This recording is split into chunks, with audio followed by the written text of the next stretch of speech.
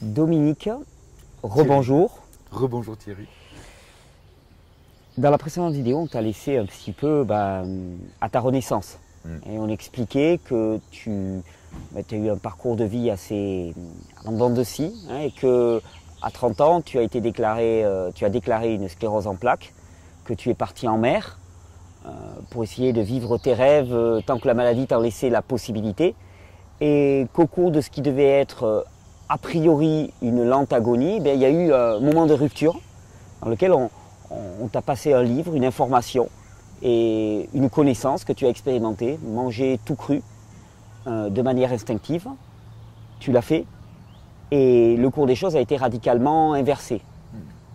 Tu as même mené l'expérience inverse en essayant de remanger des produits cuits, transformés, élaborés, en te rendant compte que là, les symptômes réapparaissaient.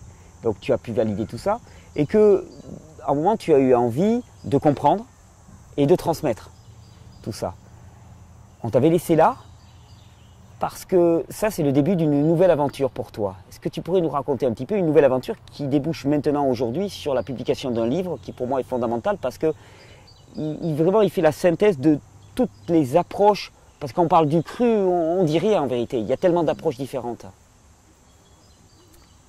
Le livre est resté dans le sac. On ira le chercher. On ira le chercher. Oui, donc on a fait cette première vidéo et on est arrivé, si tu te souviens bien, où j'ai passé plusieurs années à partager la vie de personnes qui mangeaient cru à l'époque. Dans du suivi un par un. Voilà. Donc avec beaucoup de temps investi de ta part. Oui, enfin je ne l'ai pas vécu comme l'investissement, j'ai partagé. Oui. J'étais dedans, quoi. J'étais dedans. Et puis j'ai décidé de J'en avais d'ailleurs profité à l'époque. Oui. Puisque j'étais à mes tout débuts, je suis venu te voir. Oui. On avait passé une bonne journée ensemble. Ouais. Et puis, écoute, pour te résumer les choses, je vais rapidement te dire comment ça s'est passé et après je passe au résultat, si tu veux, ce que j'ai fait. Et j'ai donc traîné, au moment où j'ai eu envie d'entrer en contact avec des gens dont c'est le métier, avec des scientifiques de ce domaine, j'ai traîné sur un forum de paléontologie et j'ai sympathisé avec un paléontologue qui donnait des réponses qui me semblaient toujours pertinentes et avec qui petit à petit j'ai sympathisé. Et lui il a commencé à m'apprécier aussi. Et un jour je lui ai demandé, j'avais fait un travail très important sur les origines de l'homme, sans en avoir les titres ni les compétences, etc. Et je lui ai demandé s'il acceptait d'y jeter un coup d'œil. Bon, j'avais déjà écrit plusieurs livres, donc j'étais dans le bain. Et lui, il m'a répondu, écoute, je veux bien parce qu'on a un échange qui me semble intéressant, mais je t'avoue qu'il faut vraiment s'y connaître dans au moins 10 matières scientifiques pour pouvoir m'apporter quelque chose sur les origines de l'homme. Bon, d'accord, il accepte, il lit le truc. Il le lit à fond, et quand il revient, il me renvoie le manuscrit, il me dit, ok, ça me plaît ce que tu fais, je vais te donner un coup de main. Parce qu'il savait que je voulais revenir pour parler du cru, sur un plan scientifique. Et il accepte. Et il me dit, je m'occupe des étudiants atypiques à l'UCBL de Lyon, l'université Claude Bernard. Je m'occupe des étudiants atypiques. J'étais assez atypique pour lui. Il m'a dit, viens et tu vas passer un module de paléontologie, de méthodologie scientifique et puis de géologie. J'ai passé les 3 modules. À l'issue de ces 3 modules, il m'a dit, ok, je te fais rentrer dans l'école pratique des hautes études. Qui est une division de l'éducation nationale. Et me voilà donc à démarrer un projet de recherche avec Gilles, qui s'appelle Gilles, mais on s'est trompé. J'ai travaillé pendant 2 ans sur une étude sur des primates, un truc très compliqué sur un plan statistique, et c'était une erreur. Voilà. Donc c'était 2 ans fichus en l'air, qui m'a fichu quand même un gros coup, mais c'est pas grave. J'ai redémarré, et curieusement, pour passer ce diplôme, le diplôme EPHE, il fallait passer 7 modules. J'en avais passé 6, il m'en restait un à passer. Et parmi tous les modules que j'avais choisis, il y en a un que j'avais soigneusement occulté, inconsciemment, c'est le module physiologie alimentaire. Intéressant. J'avais inconsciemment la trouille d'aller me confronter aux scientifiques du domaine dans lequel je voulais aller, et je l'avais mis soigneusement de côté. Perdu pour perdu, il m'en restait un à faire, je dis, tu y vas. Celui où ça fait le plus mal. Là où ça fait le plus mal. Je m'inscris, la prof de physiologie alimentaire qui téléphone à tous ses étudiants avant le début du module pour savoir un peu d'où ils viennent, ce qu'ils font et où ils vont. Elle me décroche son téléphone et elle me téléphone pour le petit contact avec l'étudiant classique. Et on a passé 4 heures au téléphone. Voilà. C'est là que l'aventure a commencé. C'est-à-dire qu'elle a percuté.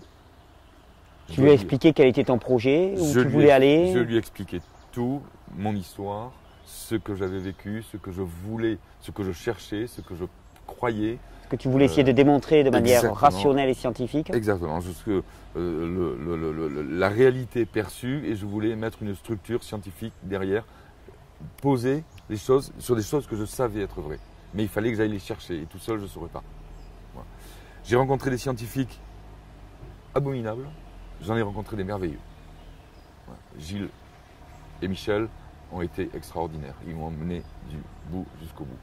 Et donc me voilà parti avec Michel sur un projet de recherche qui va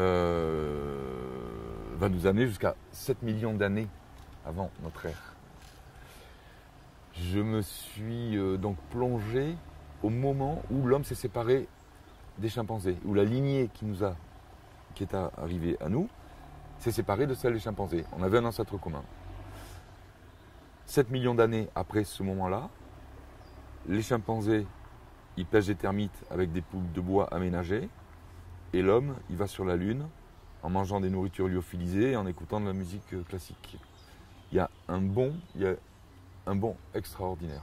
On change d'échelle. Il y a quelque chose qui s'est passé. Alors j'ai commencé par faire un truc très simple. Je me suis mis à recenser les publications scientifiques qui ont étudié l'impact de l'alimentation crue sur la santé et les publications scientifiques qui ont étudié l'impact de l'alimentation transformée ou cuite sur la santé. Et j'en ai recensé plusieurs dizaines de publications disant que le cru sur la santé, c'est formidable, et plusieurs dizaines disant que les aliments transformés sur la santé, c'est vraiment catastrophique.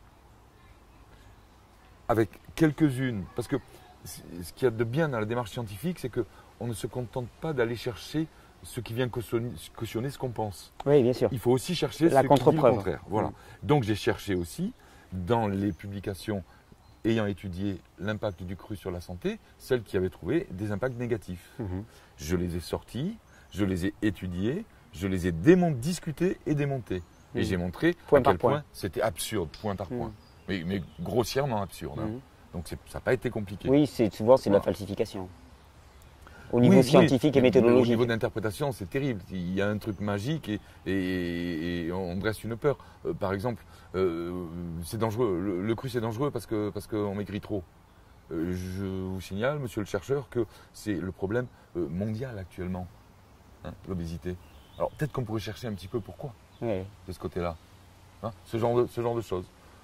Autre réponse. Moi j'ai cru, attention, ça ne fait pas disparaître la libido. Je vous signale, monsieur le chercheur, qu'il y a un petit problème avec la libido des hommes sur la Terre. Actuellement, que les femmes, elles souffrent de quelque chose de terrible à cause de cette libido. Cette libido est freinée, complètement violente. C'est terrible. Donc c'est le genre quasiment les seules réactions, les seuls arguments qui ont été trouvés de l'autre côté. Bon, on va pas s'étendre là.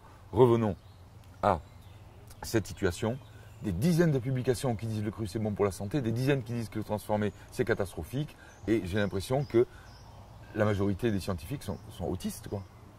Ça, moi je suis allé le matériel est là, il ne le voit pas. Il fallait que quelqu'un le rassemble, le réunisse, c'est ce que j'ai fait. Pour le faire, je me suis ingurgité des centaines de publications en anglais. Dans le mémoire, j'en ai retenu 350 qui sont liés au raisonnement. Parce que le mémoire que j'ai fait à l'école pratique des hautes études, ce n'est pas uniquement un mémoire où je mets des références sur quelque chose que je pense, c'est un raisonnement scientifique, on me l'a imposé. J'ai eu en face de moi des réactions violentes. Donc il a fallu que je me plie à une rigueur implacable. Donc le résultat, il est implacable. On m'a imposé une rigueur implacable, je l'ai fait. Donc elle y est, c'est dans le mémoire. Ça a été long, parce qu'il y a eu ces résistances, parce que les scientifiques, ils sont comme tous les hommes de la Terre, ils mangent cuit, ils sont nés en mangeant cuit, c'est notre culture, c'est notre vie, c'est tout. C'est impensable pour eux. La plupart d'entre eux qui sont dans ce domaine de science, ils ont travaillé à valoriser le génie de l'homme qui a inventé la cuisson. Le génie culinaire. Voilà. Ils ont consacré des années à montrer que c'est grâce à la cuisson que le cerveau de l'homme il a grossi, que c'est grâce à la chasse organisée, etc. Et en fait, c'est totalement faux. C'est totalement faux. Parce que l'homme qui a inventé l'outil, il était entièrement cru. Celui qui a acquis l'intelligence conceptuelle qui lui a permis de fabriquer des outils, donc de fabriquer avec des végétaux, des sacs, des paniers, de pouvoir collecter, de pouvoir changer la face du monde. Toute l'histoire de l'homme s'est bâtie là-dessus. C'est un crudivore qui l'a fait, ce cerveau-là. Tu vois ? Et d'ailleurs, il y a vraiment une frontière extraordinaire au niveau comportement alimentaire avant l'outil et après l'outil. Avant l'outil, l'homme ne pouvait vivre que à un endroit où il avait des ressources alimentaires en permanence. Et j'ai recherché, parce que ma démarche, ça a été d'étudier le système sensoriel, dont je te parlerai un petit peu après. Je suis tombé sur un système sensoriel, sur le papier, absolument extraordinaire. Oui. Qu'on ignore totalement la plupart voilà, du temps. Et on comprend même, les scientifiques ne comprennent pas pourquoi. Et puisqu'il existe, c'est qu'il a été créé dans un monde où l'évolution l'a fait naître. Je suis allé chercher ce monde-là. Je l'ai rencontré au carrefour de 3 environnements. Savane, forêt et un milieu aquatique. C'est là qu'il y a le maximum de ressources et que c'est dans un tel endroit qu'on peut justifier d'avoir une telle puissance sensorielle, telle que je t'en parlerai un petit peu plus tard. Et dans cet environnement-là, nos ancêtres peuvent manger, toutes les 2 heures, ils ont quelque chose à manger. S'ils veulent en sortir, aller en savane, ils ne peuvent pas survivre. Ils sont obligés de rester là. Okay ? C'est à partir du moment où ils ont l'outil qu'ils peuvent stocker. Ouais. Et à partir du moment où ils peuvent stocker, ça veut dire qu'ils peuvent aller, ils prennent des provisions et ils peuvent aller conquérir le monde. Et les premières grandes migrations tombent pile à ce moment-là. Okay ?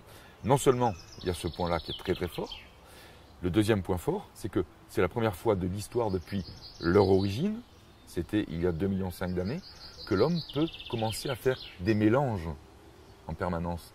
Puisque quand on stocke, on stocke et on revient au camp de base. Moi, je ramène le miel, lui, il ramène les noisettes. Moi, du miel, j'en ai saturé, j'en ai mangé jusque-là, j'en veux plus. Donc, il ne m'intéresse pas vraiment. Donc, je suis prêt à l'échanger facilement. Et je vais lui piquer ses noisettes en échange du miel. Et je vais faire des mélanges. Et là, quelque chose va changer. Sur un plan alimentaire, au niveau de la physiologie de la digestion, un truc énorme se passe. Il y a une rupture dans notre histoire. C'était il y a 2,5 millions d'années. En même temps, des choses importantes se passent sur le plan de la socialisation, puisqu'on se rend compte qu'on se retrouve avec une valeur qui n'est pas absolue, qui est relative. Une tablette de chocolat, ça vaut toujours une tablette de chocolat. Tu la mets au frigo, tu la conserves, tu trouveras toujours quelqu'un pour l'acheter. Maintenant, tu prends ta cabosse de cacao, et quand la personne n'est pas dessus et qu'elle n'en veut pas parce qu'elle n'en a pas besoin, elle n'a aucune valeur. Par contre, s'il y en a un qui en a besoin, elle reprend de la valeur. La valeur est relative. Donc c'est toute cette histoire-là que j'ai pu faire renaître sur le comportement, sur notre histoire, l'histoire du comportement alimentaire de l'homme, qui est absolument ignorée de tous les scientifiques, à cause de ce paradigme culinaire qui est énorme. Oui, qui fait une sorte de verrou d'une certaine manière. Tout le monde pense, un paradigme c'est ça. Les spécialistes pensent ça, tout le monde pense ça, tout le monde croit ça, c'est évident, on ne peut même pas en discuter. Le plus grand paradigme qu'on a connu, c'est le soleil tourne autour de la Terre, et tout le monde en était persuadé, c'est le soleil qui tourne autour de la Terre. Mais le jour où une personne a dit non, c'est le contraire, et la preuve, du coup ça on le comprend, ça on le comprend, ça on le comprend, c'est pour l'ensemble de l'humanité que la Terre s'est mise à tourner autour du soleil. Et là on en est à ce moment-là, nous. Quand on accepte de regarder l'importance de l'alimentation crudivore pour l'homme, et particulièrement l'alimentation sensorielle, d'un seul coup, il y a des dizaines de choses qui se recalent, qui se comprennent dans la santé de tous les côtés. C'est vraiment un faisceau convergent, et tu es bien placé pour le savoir. Tu n'arrêtes pas de le dire et de le vivre. Et de le démontrer et d'en parler. Donc, tout ce travail m'a amené à un petit discours de 10 minutes, un quart d'heure, qui va nous faire rentrer dans notre capot, dans notre intimité sensorielle, et de nous montrer quelque chose d'absolument extraordinaire. Et je vais te le raconter maintenant. Et je suis très heureux parce que je l'ai fait pas mal de fois, mais je ne l'ai jamais fait à toi. On est parti. Alors, l'évolution. L'évolution, la vie. L'individu, l'espèce. Un individu, pour vivre, il faut qu'il mange. Une espèce, pour qu'elle survive, il faut qu'elle se reproduise. L'évolution a utilisé des outils pour que ça se réalise. Elle utilise un système sensoriel qui va évaluer notre environnement en différents domaines. Il va y avoir un autre système à l'intérieur de notre organisme qui va évaluer nos besoins. On les appelle l'analyseur sensoriel périphérique, c'est toute la périphérie, et l'analyseur des besoins internes. Ces deux systèmes, leur travail, leur but, c'est de maintenir ce que tu connais très bien, qui s'appelle l'homéostasie. Maintenir en équilibre toutes nos constantes physiologiques. Donc, par une comparaison entre les ressources extérieures et les besoins du corps. Exactement. Et on a les retours permanents. Permanents, c'est-à-dire qu'il faut que l'équilibre soit maintenu. Dès qu'on s'écarte de l'équilibre, l'analyseur des besoins internes le signale, envoie l'info au cerveau. De l'autre côté, on a un système sensoriel qui évalue l'environnement. Alors je vais m'arrêter un petit peu sur cet environnement sensoriel. Je vais te raconter une toute petite histoire sur les 3 premiers sens. L'audition, la vision, et ensuite l'olfaction. Les autres, c'est pas trop la peine qu'on en parle. L'audition, elle fonctionne avec un type de récepteur. Un seul type de récepteur, c'est la cellule ciliée. C'est ce récepteur, ce neurone récepteur, qui va capter l'information sonore et qui va envoyer l'information au cerveau. Avec un seul, la cellule ciliée, on est capable d'analyser à peu près 34 000 sons. Différents. De les discriminer. Discriminés. 34 000 sons. C'est pas mal. Hein, c'est Mozart, c'est la plage, sur le sable, le etc. petit oiseau qu'on entend le petit modulé. oiseau, là, en ce moment. La vision, on passe à 2 récepteurs. Il y a les cônes, les bâtonnets. Les cônes pour la couleur, pour la lumière du jour, et les bâtonnets pour les ombres, ombre et lumière pour la nuit. 2 récepteurs. Entre 2 et 5 millions de couleurs. Différentes, discriminées. Discriminées. Okay. De 34 000 avec 1, on passe entre 2 et 5 millions avec 2. Balèze quand même. Et alors au niveau... La Joconde, les couchers de soleil, les lumières qu'on voit là, le vert qui est derrière nous, c'est avec ces 2 neurones. Et quand on passe à l'olfaction, Thierry, alors c'est pas 1, c'est pas 2, non, c'est pas 10, non, c'est pas 100, non, c'est pas 200, c'est 330 neurones olfactifs. Différents. 330 neurones différents pour prendre la mesure de l'univers olfactif dans lequel on vit. C'est énorme. C'est d'ailleurs notre sens le plus développé. Mais à une des échelles mesure, voilà, colossales. une échelle colossale. Et en plus, les projections de ce sens se retrouvent dans le cortex ancien, le cerveau ancien. Les autres arrivent dans le néocortex. Donc on a quelque chose, on a un truc extraordinaire. Donc on arrive à discriminer combien de milliards. Alors, on le sait, on a longtemps pensé que c'était quelques milliers, quelques millions. Et en 2014, fin 2014, une manipulation, une manip vachement élégante, une étude qui a été faite avec des odeurs complexes de 3, tu vois, qu'on fait sentir à 20 personnes et on en change une à la fois. Et on repère ceux qui arrivent à discriminer. Et à part une étude statistique, en multipliant par le nombre de neurones et de récepteurs différents, on est arrivé à calculer que nous sommes capables de discriminer 1000 milliards d'odeurs différentes. 1000 milliards d'odeurs différentes, c'est impressionnant. 1000 milliards, d'accord. Tu rentres dans un McDo, tu as la frite et tu as le steak. Là, c'est 1000 milliards. C'est énorme. C'est énorme. C'est même un peu inaccessible. Oui, on n'arrive pas à le conceptualiser. C'est comme les milliards d'années, tu vois. Ouais. On a du mal à cause de notre monde, parce que notre monde, là, on se rend compte qu'il y a un changement d'échelle. Il y a un truc. Ça, c'est une première chose. Il y a une deuxième chose qui est extrêmement importante, que je trouve vraiment fabuleuse, c'est que, pour résumer, on a un épithélium olfactif, c'est une petite pastille d'1 cm² qui est dans le haut de la fosse nasale. L'air transporte des molécules. Quand j'approche un aliment de moi, le nez, c'est le premier gardien. Donc c'est lui qui va. C'est Et d'ailleurs, le nez est placé au-dessus de la bouche. Au-dessus de la bouche, en avant. Ouais. Puis les narines tombent directement. Elles tombent directement. D'ailleurs, on oblique de légèrement, rentrer. tu vois, c'est assez amusant la disposition. Et donc, la respiration, c'est la respiration orthonasale, celle qui arrive directement par le nez et puis qui rentre dans les poumons. L'air passe devant l'épithélium olfactif avec ces molécules qui sont chargées. Donc là, les neurones qui correspondent à une molécule le récupèrent, l'information, et l'envoient au bulbe olfactif. Le bulbe olfactif est situé juste au-dessus d'un os en dessous duquel il y a l'épithélium olfactif, juste au-dessus, et récupère les neurones dans des glomérules. C'est un petit peu des petites centrales, des petites centrales dans lesquelles tous les neurones de la même famille se rejoignent. Okay, les centrales téléphoniques un petit peu. Un petit peu, hein, un truc comme ça. Et cette odeur-là, on verra ce qu'elle devient. Je vais revenir. Alors, on a parlé donc de respiration orthonasale. Mais il y a une autre respiration qui ne nous appartient qu'à nous. Les animaux, eux, ne peuvent pas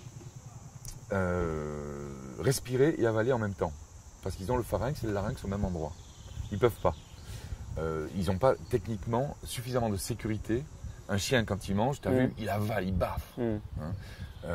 Si il y avait l'évolution a maintenu ça, parce que sinon il risque de s'étouffer. Lui, il engouffre. Nous, on a développé quelque chose d'autre. On a développé un logiciel, un truc extrêmement pointu, qui a fait que la pression évolutive n'a plus jugé utile de maintenir le pharynx et le larynx en même temps. Du coup, ça s'est séparé. C'est pour ça qu'on a la voix, qu'on peut parler. Exactement. Et du coup, on a la possibilité de, quand on mange quelque chose, on ouvre l'intérieur de l'aliment, on va pouvoir analyser ce qu'il y a dedans et pas uniquement les molécules extérieures. Et ces molécules vont aller par respiration orthonasale par l'intérieur, passer devant l'épithélium. Quand on respire, on souffle. C'est-à-dire qu'on sent quand ça approche. Premier signal, premier gardien. On ne sait pas du tout ce qu'il y a à l'intérieur. On rentre dans la bouche, on mâche, on ouvre. On ouvre. Et là, il y a une analyse qui est faite. Attends, je n'ai pas encore parlé d'analyse. Là, on a le capteur qui est derrière. On peut se dire, ce capteur, il va repérer les molécules qui sortent de l'intérieur de l'aliment. Eh bien non, Thierry. Non, entre les deux, il y a un labo de biochimie. C'est-à-dire qu'il ne va pas sentir la molécule qui sort, mais la molécule qui sort va subir un traitement biochimique combinatoire avec les enzymes salivaires, et c'est le résultat de cette combinaison qui va être senti. C'est comme si tu prends l'aliment, tu rentres dans un labo de biochimie, tu le mélanges avec différents ingrédients bien choisis, et tu vas dire ensuite à l'épithélium de sentir le résultat de l'analyse.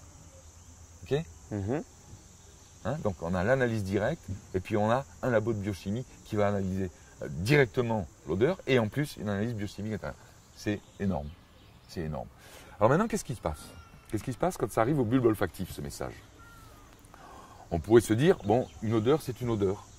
Hein, le neurone la reçoit, il va la transmettre au cerveau. Eh bien, c'est pas du tout ça.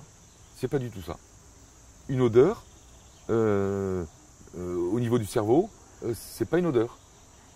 Parce que l'analyseur des besoins internes, c'est lui le maître, c'est lui le grand chef.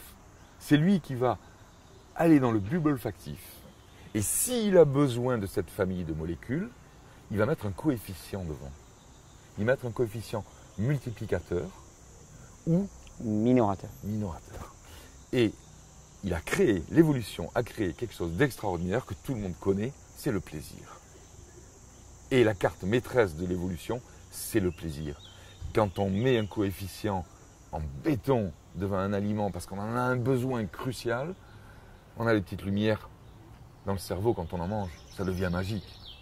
Là, les saveurs qu'on peut ressentir avec un aliment cuit qui a été artistiquement élaboré par un cuisinier, n'ont rien à voir. C'est de la gnognotte. Ouais, hein.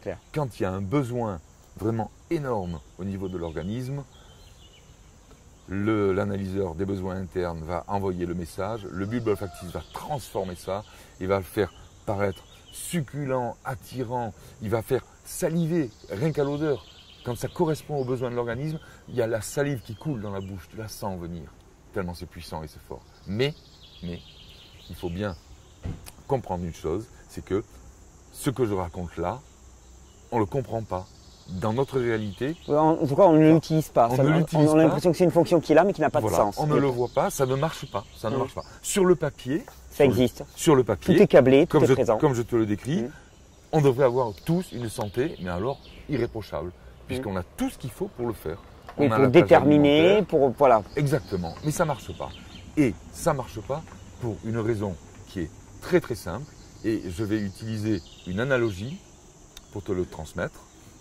Je vais prendre dans le domaine informatique, le logiciel Word, que tout le monde connaît, qui est né il y a très longtemps. Au début, c'était un traitement de texte très sympa, on pouvait faire plein de trucs avec. Et puis, ce logiciel, il utilisait des fichiers, on appelle .doc, étoile .doc. Hein. Il sait lire ce fichier, quand tu fais travail sur ce fichier, il l'enregistre, etc. Et ces deux entités ont coévolué depuis des dizaines d'années. Word a 30 ans maintenant. Hein. Et maintenant, Word, c'est devenu une usine à gaz. Il y a des tas de professions qui l'utilisent, c'est énorme au niveau ressources. Nous avons un logiciel d'une puissance extraordinaire. On l'a vu sur le papier. Le seul problème, c'est qu'il marche comme ça si les fichiers qu'on lui donne à lire s'écrivent sous la forme étoile.cru. Si on lui met étoile.casserole, il ne vaut rien. Il n'a pas coévolué. Il n'a pas coévolué avec. Il ne sait rien. Il sait faire un peu. Parce que l'histoire de l'homme est massivement… Pendant des millions d'années, on a coévolué avec nos ressources alimentaires et notre système sensoriel et toute notre organisation de régulation de l'alimentation est calée sur les aliments crus natifs, c'est-à-dire sous la forme non transformée. Alors c'est une phrase un peu longue qui veut dire il faut qu'on les consomme sous la forme sous laquelle on les trouve dans la nature sans y avoir touché. Avec une artificialisation la moindre possible. Zéro. Voilà. Bon, j'ai préféré adopter un autre terme qui est utilisé par les allergologues, c'est le terme natif. Pour justement montrer que ça, c'est vraiment tel qu'il existe, on le prend, on le mange. Voilà. Donc ce logiciel hyper puissant, il marche avec les aliments natifs. Avec les autres aliments, mais il ne sert à rien. Non, c'est pas vrai. Il tourne mal, enfin, il nous induit en erreur.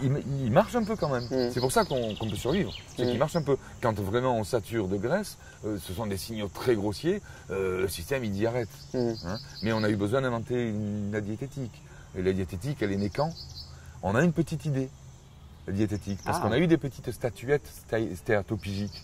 Les premières statuettes avec des femmes obèses. C'était la dernière glaciation il y a 25 000 ans. D'accord. C'est à ce moment-là qu'on a changé totalement d'alimentation, qu'on s'est mis à se baffrer de graisse, que l'alimentation cuite est devenue hyper appétante, mais on n'avait aucune régulation, on a dû inventer notre système de stop. Notre système de stop n'était quasiment plus présent. Voilà, c'était hyper attirant, c'était irrésistible. Voilà. Et c'est bien l'objectif du cuisinier. Oui, d'ailleurs, c'est le dilemme actuel. C'est-à-dire qu'on a à la fois des trucs qui nous attirent en permanence et sans limite, et puis de l'autre côté, on a un discours diététique qui dit oh, il ne faut pas manger, pas plus, pas trop sucré, pas trop gras et tout. Et toi, tu es entre les deux, tu es complètement déchiré.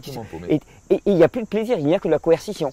Et ça, c'est pas normal. Voilà, mais au départ, il y a une volonté d'exploiter le plaisir pour le plaisir sans fonction. Le plaisir a une fonction. Oui. Voilà.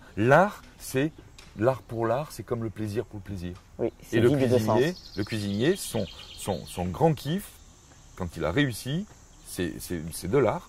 Il arrive à rendre quelque chose de bon, même si les gens n'en ont pas besoin, et que ce soit bon pour le maximum de gens possible. Et puis qu'on en ait envie tout le temps. C'est vraiment sur un plan sensoriel. Tromper l'instinct complètement. Complètement. C'est une arme redoutable. C'est une arme à faire de l'argent redoutable. On sait que les gens ne peuvent pas y résister. Pourquoi? Parce que notre système sensoriel, il a coévolué avec des aliments qui avaient une dimension. Et cette dimension, je l'ai découverte en faisant ce travail. Je me retrouve avec cet homme originel avant la découverte de l'outil. Cet homme-là, il avait dans son environnement plusieurs catégories d'aliments. Il avait des aliments que j'ai appelés les aliments de proximité, qui sont facilement accessibles. Alors ceux-là, il faut quelque chose pour les réguler, puisque j'y accède tout le temps. Donc, mon système sensoriel a instauré des arrêts sensoriels forts pour ceux qui sont hyper présents. Tu vois ? Et puis aussi, c'est pour que ça me pousse à aller en chercher d'autres. Tu vois. Ensuite, il y a une deuxième catégorie, c'est les aliments saisonniers, qui ne sont pas là tout le temps. D'ailleurs, on l'a tous expérimenté. Quand c'est le début de la saison des cerises, tu as envie de cerises, et puis au bout d'un moment, les cerises, Voilà. basta quoi. Mais de T'as fait le toute plein. façon, même si tu en manges pendant toute la saison, l'évolution n'a trouvé aucun intérêt à faire naître des signaux d'arrêt fort. sensoriel, puisque Oui. ils s'arrêtent tout seuls Oui, d'accord. Il y a une C'est pas la autorégulation. de la nature. Par contre, si tu commences à consommer des cerises du Chili, puis après des cerises d'Afrique du Là, Sud, ça se complique. là c'est un artifice. Parce que là, la nature n'a pas La prévu. disponibilité est Voilà. devenue permanente alors qu'on a besoin de Le système n'est pas prévu comme ça. Voilà. Et là, on Alors, trompe le système. Exactement. Alors si on n'arrive pas, on n'a plus cette régulation naturelle, c'est à nous de la recréer par le raisonnement. Et il y a la troisième C'est là où on catégorie. arrive à instaurer de l'intellect pour sortir de l'artificialité. Pour dans un monde qui est définitivement Tout artificiel. à fait, pour retrouver, voilà, on se sert de l'intellect pour corriger les erreurs De l'intellect. de l'intellect.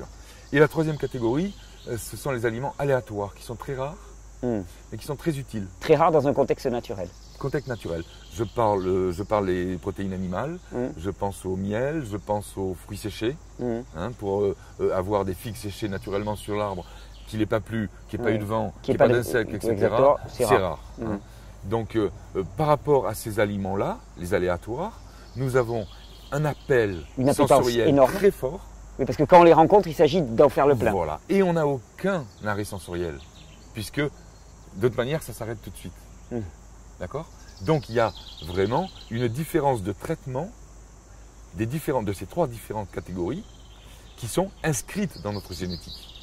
Et c'est ce qui va faire que, par exemple, on peut avoir une appétence permanente pour les fruits secs. C'est normal. Par contre, normal. si on en a tout le temps sous la main par paquet entier, On va se gaver. on n'est plus du tout dans le contexte naturel. C'est à normal fait. d'avoir une appétence totale parce que dans un contexte naturel, normalement, la ressource C'est devrait être autorégulé. extrêmement limitée. Voilà.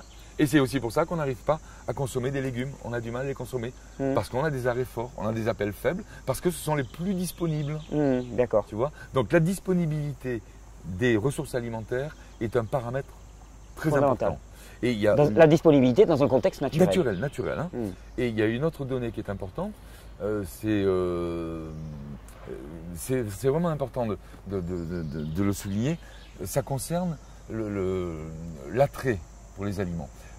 Dans le culinaire, dans les aliments transformés, tu as bien compris qu'on fait quelque chose pour que ce soit perçu comme bon, indiscutablement. C'est pour ça qu'on fait la cuisine, c'est pour ça qu'on fait cuire, c'est pour ça qu'on fait le chocolat, etc. Et on obtient une valeur absolue de l'aliment.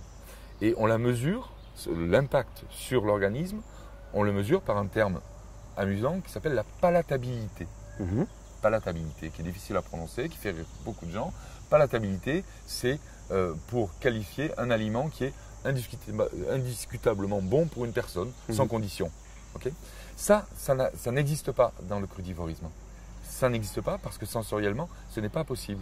Oui, parce que normalement, la palatabilité doit varier en fonction des besoins de l'organisme. Et c'est remplacé, et c'est là que je vais faire la boucle avec ce dont on parlait jusqu'avant, c'est remplacé par la curiosité sensorielle.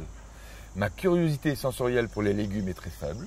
La curiosité sensorielle pour les saisonniers, elle est médium. La curiosité sensorielle pour les aliments aléatoires, elle est énorme.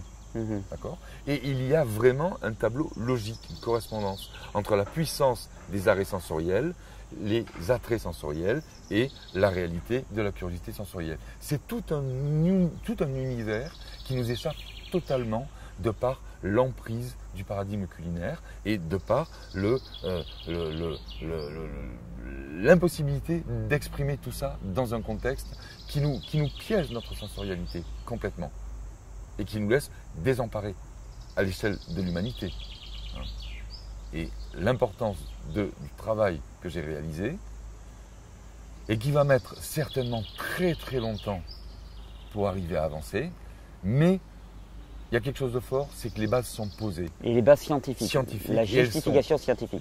Elles sont validées par le corps scientifique, elles sont déposées à l'école pratique des hautes études par un corps de scientifiques. Et aujourd'hui, quand on va voir un médecin et que le médecin me dit c'est tel traitement, je vous assure, on a fait des études, les études ont montré que ce traitement, c'est celui-là qu'il faut pour ce que vous avez, et que vous êtes en face et que vous ne pouvez pas dire oui mais il y a aussi des études qui… Si, il y en a maintenant. Le PDF, il est en libre accès sur mon site, du mémoire. On peut donner à son médecin. Je mettrai d'ailleurs le lien de ton site directement. Voilà, à son médecin pour lui montrer, regardez, le travail a été fait. Il y a toutes les références scientifiques. Il y en a 350. Et tout le raisonnement a été validé, contrôlé, avec violence parfois. J'ai eu des oppositions. Assez violentes. Tu touches à un paradigme qui est essentiel. Oui. Ensuite, voilà. ce mémoire partant de ce travail, je me suis attelé à l'écriture de l'éloge du cru. Un livre plus grand public, voilà, d'une certaine accessible. manière. Pour essayer aussi de faire la conciliation entre toutes les approches possibles du cru. Voilà, parce que tu avais autrement, je me permets, mais tu m'avais dit que dans l'accompagnement que tu avais fait des personnes, tu avais vu que bon, il y a le paramètre alimentaire, mais aussi le paramètre social. Et tu disais bien dans la précédente interview que toi, quand tu as commencé, tu étais sur ton bateau, seul, tu n'avais aucune contrainte sociale, tu pouvais faire ce que tu voulais. Ce n'est pas le cas de tout le monde. Mais pas du tout, bien sûr. Et c'est ça, c'est la deuxième partie de mon travail. Il faut bien voir plusieurs choses.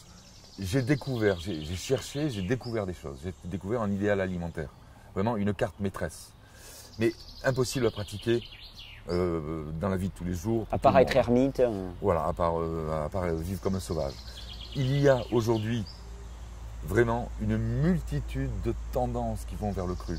Il y a plein de gens qui travaillent pour améliorer l'alimentation, pour augmenter le cru, pour faciliter la transition. Toi, tu as fait un boulot extraordinaire avec tes jus qui apportent des doses de micronutriments hyper importantes pour les gens qui abandonnent le cuit et qui passent au cru et qui sont vraiment en carence. Il y a vraiment des blocs de cuisine de tous les côtés, il y a des jus, il y a des mangers, des mangers vrais, des mangers vivants. Il y a tous ces mouvements-là. C'est un peu le bazar quand même. C'est un peu le bazar parce qu'il y a aussi… souvent, si je me permets, souvent ce qui est terrible, c'est que c'est la guerre entre qui a raison et qui a raison. Voilà. Et ce que je trouve intéressant dans ton approche, c'est que tu as dit finalement, il n'y a pas qui a raison, c'est tu as un jeu de cartes. Tout le monde a raison. Et il s'agit de savoir quand tu joues quelle carte, pour quel besoin, pour quelle réponse et pour quel résultat. Ce sont des outils. Ce sont des outils. Toi, tes jus sont un outil qui permet de passer. Exactement. C'est un outil de passage. Moi, mon outil, c'est un outil d'accomplissement.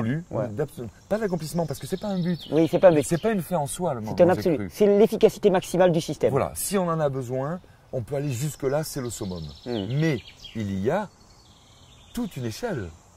Et cette échelle-là, il faut la connaître, il faut la comprendre. Pour pouvoir la jouer. Quand on a toutes ces cartes, quand on a compris qu'à partir de l'hypotoxique de signaler, ou même on continue à cuire, même où on peut faire ensuite de la cuisine, du crudivorisme culinaire, il y a tout un étalement avec un résultat plus ou moins important, mais surtout la possibilité de jouer avec toutes ces cartes. Ok, je me sens un peu mal. Oula, hop, je sors la carte, un peu plus de rigueur. Je commence à manger des aliments séparés, sans mélange. Ok, je suis bien, je suis avec des amis, c'est le côté social que je privilégie. On fait des mélanges et tout. Et puis le lendemain, je joue.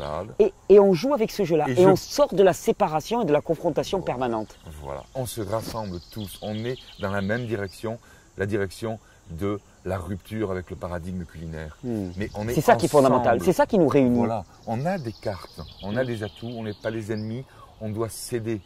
Moi, je suis avec vous tous. Moi, je t'adore. Tu es vraiment là. Et puis, tous les gens qui travaillent pour le cru, ce ne sont pas des ennemis entre eux. Personne ne doit dire j'ai raison parce que personne n'a raison. Moi non plus, j'ai pas raison. Mais non, parce que faire de nos différences une matière à enrichir notre expérience et non pas à confrontation et à séparation. Complémentaire. Et c'est ce que j'ai trouvé. Je vais aller chercher ton bouquin. Je vais chercher ta besace. Hop. Et ça a été compliqué au début de cette grande aventure parce que les pionniers ont voulu vraiment être les grands maîtres, quoi. Oui, et d'ailleurs c'est ce qui m'a beaucoup touché quand j'ai découvert ton travail parce que je n'ai pas vu ce que tu as accompli en sous-marin.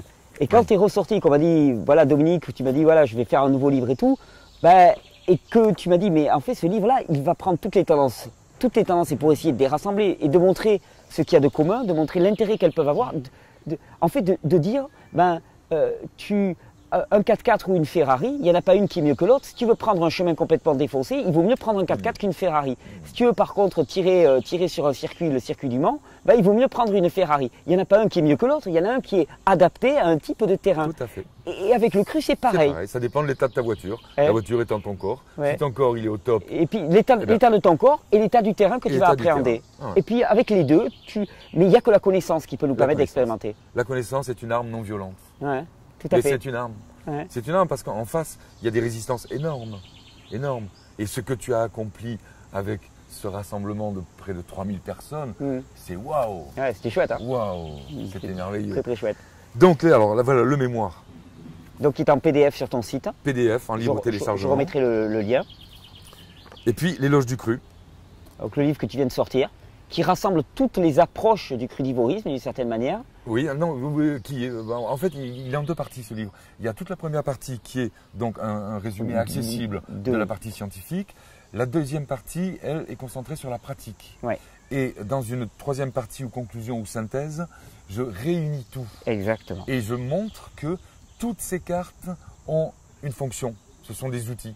Et à les connaître, on s'enrichit soi-même et on enrichit les autres. Et surtout, on ne s'enferme ni soi, ni son entourage. Oui, puis on ne nie pas, parce qu'il y a les besoins alimentaires physiologiques du corps, il y a les besoins sociaux, il y a les besoins relationnels. Affectifs. Et tout. Parce que moi, je dis des fois à des personnes, non mais attends, bon, tu as une alimentation qui ne t'acidifie pas, et en même temps, le type de relation que ça engendre avec ton entourage t'acidifie à bloc. Parce que le stress est ultra acidifiant. Et donc, ça ne peut pas marcher. On n'est pas qu'un ventre, on est un ventre, mais on est aussi une tête avec une histoire, avec une vie, des sentiments. Il s'agit de s'insérer aussi dans un tissu social, de vivre les choses, de ne pas rentrer en religion, ce qui est parfois trop présent.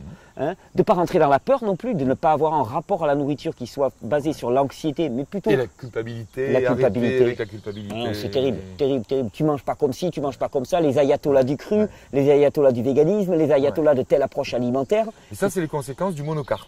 Voilà. Quand tu n'as qu'une carte, et que tu as éliminé toutes les autres... Si les autres font autrement, tu te sens mis en danger. Mais personne n'interdit personne d'avoir plusieurs cartes. C'est ça la richesse. On a plusieurs cartes, on a le choix. Et puis on arrête de se définir par une seule carte. Moi je suis. Non, toi tu es Dominique Guyot, moi je suis Thierry Casasnovas. Et j'ai voulu, et j'interagis avec mon environnement, avec différents besoins, les besoins de mon corps, mes besoins sociaux, les besoins de mon entourage aussi, et un dialogue permanent. Ma famille, les trucs importants à partager. Si je dois partager un anniversaire énorme qui a une importance énorme pour les 40 ans de mariage de mes beaux-parents, j'y participe et après je fais 3 jours de cueilleur. Et voilà, et je ne suis pas dans la peur, je ne suis pas dans l'anxiété. Et c'est cette notion de dialogue avec l'environnement. Moi j'ai l'impression toujours que quand on se fige dans une approche, qu'elle soit alimentaire, idéologique, et ainsi de suite, eh bien on n'est plus en dialogue. On s'est bloqué, on dit ok, moi je suis là, je ne bougerai pas. Et on essaye de conformer notre environnement à ce que nous pensons. Donc on exerce une violence sur l'environnement. Alors que là, on est en dialogue.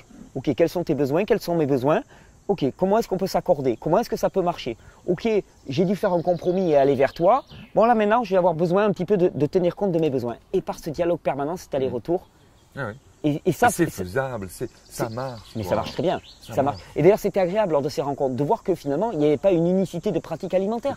Il y avait tout. Et d'ailleurs, ça m'a beaucoup touché parce que je me suis demandé s'il y allait avoir les ayatollahs du cru qui allaient poursuivre les gens qui amenaient des petites préparations un petit peu transformées, cuites pour leurs enfants, par exemple. Et il n'y a rien eu de ça. Et d'ailleurs, j'étais attentif parce que je me suis dit, je ne veux pas que quiconque se fasse ostratiser parce qu'il va sortir des cracottes de sarrasin pour son gamin. Parce que les enfants sont aussi un autre problème. Il faut arriver à ne pas les faire se braquer. On est tous en compromis. On est tous dans un monde dans lequel le paradigme culinaire est primordial.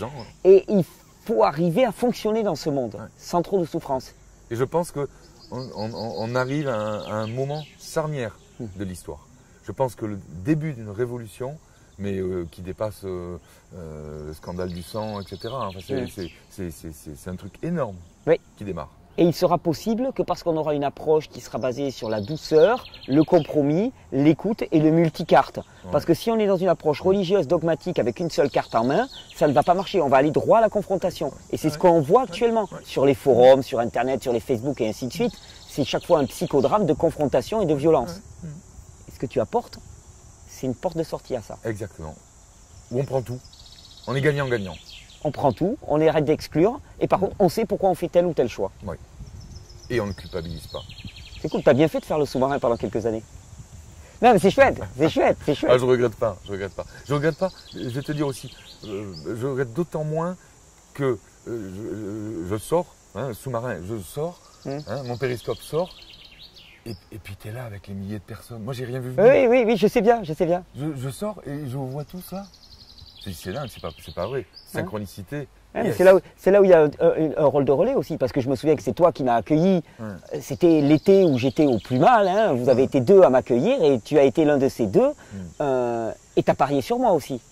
Tu m'as consacré du temps, alors que tu ne me connaissais pas. Donc tu vois, ce rôle de transmission, de relais, et puis on se donne la main les uns les autres, je trouve ça très très important.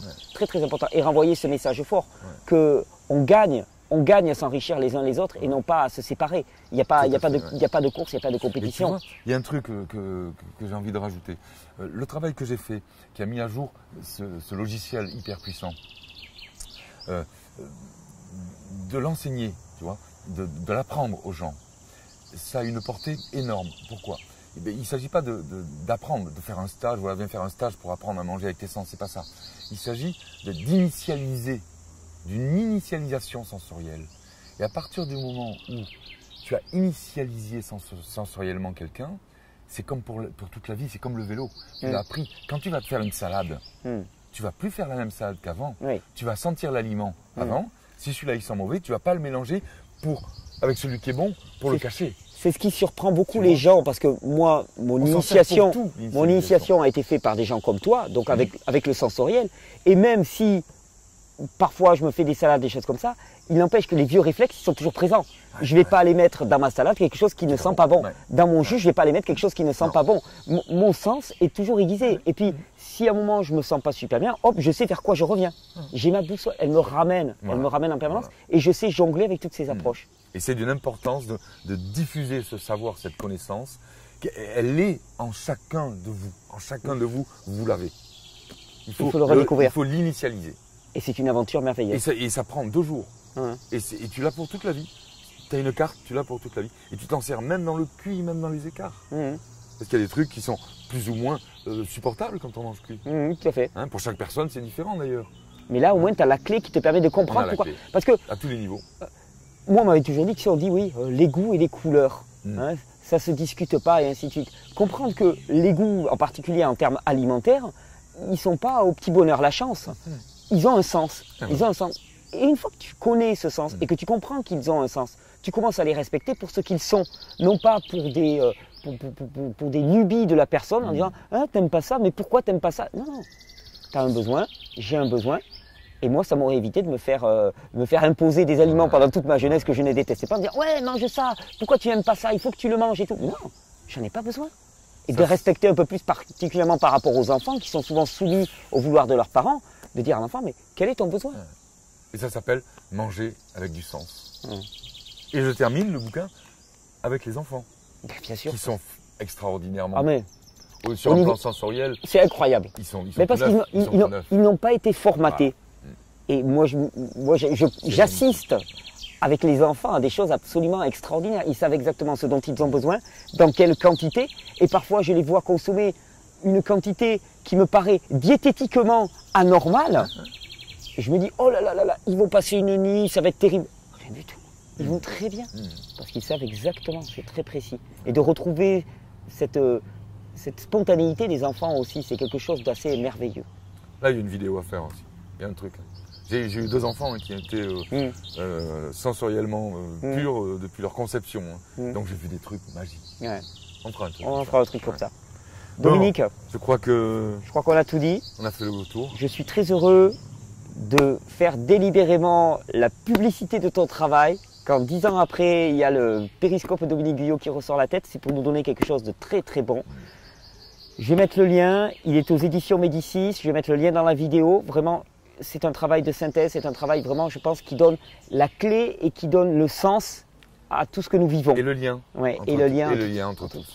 C'est ce qu'on a vu, c'est très bien qu'on le fasse lors des rencontres parce que ce lien-là, il était présent lors des rencontres. Il y avait énormément de personnes avec énormément de vécus alimentaires différents et on a tous discuté, on a tous vécu ensemble et on s'est tous réjouis ensemble. Ah, c'est formidable. Merci Dominique. Merci à toi parce que tu as fait autant de boulot que moi et on l'a fait chacun dans son coin et on se retrouve là et je trouve ça formidable. On va faire d'autres travail. Et on n'a pas fini. Merci Dominique. Merci à toi Thierry.